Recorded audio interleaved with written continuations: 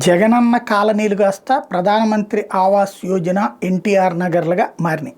ఒక కీలకమైనటువంటి మార్పు. అదే సందర్భంలో ఆ ఇళ్ల కోసం స్థలాలు సేకరించినటువంటి సందర్భంలో జరిగినటువంటి ప్రక్రియ.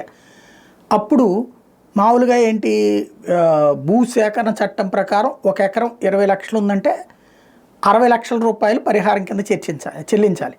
దాన్ని అడ్డు పెట్టుకుని వైఎస్ఆర్ కాంగ్రెస్ పార్టీకి సంబంధించిన ఎమ్మెల్యేలు అనేక మంది ఏ ఏరియాలో ఇల్లు కట్టించాలో ముందు డిసైడ్ చేసి అక్కడ 10 లక్షలు 5 లక్షలు ఉన్నటువంటి భూమిని వీళ్ళు ముందు కొనేసేసి 1 లక్ష ఎక్కువ వేసి ఇచ్చి కొనేసేసి 6-7 లక్షలు కొనేసేసి దాన్ని వీళ్ళ అనుచరుల పేరుతో కొనిపించి దాన్ని తీసుకొచ్చి ప్రభుత్వానికి సేకరణ కింద ఇచ్చినట్టుగా పెట్టి ఈ 10 లక్షల్ని 20 లక్షలుగా ప్రభుత్వానికి లెక్కగట్టించి 20కి 60 లక్షలుగా ఇచ్చి చివరికి డబ్బులు భారీగా తినేశారు. 100 ఎకరాలు 500 ఎకరాలు ఇట్లాగా ఆ స్థాయి స్థలం కావాల్సి వచ్చింది. ఆ స్థాయిలో తినేశారు. వాళ్ళు అత్యధికంగా ఫస్ట్ లంచాలకంటూ ప్రభుత్వం నుంచి తిన్నది అదే అన్నటువంటిదే ఆనాడు వచ్చినటువంటి అభియోగం.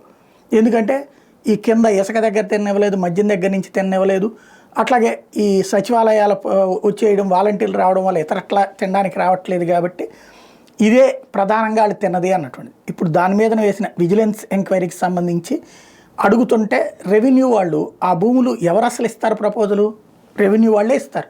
ఆ భూమి ఒరిజినల్ వాల్యూ 10 లక్షలు ఉంటే 20 లక్షలను రాసి ఇవ్వాల్సింది ఎవరు, రెవెన్యూ వాళ్ళే. దాని ఆధారంగానే కదా సేకరించేది, దాని ఆధారంగానే కదా 3 రేట్లు లెక్క కట్టేది.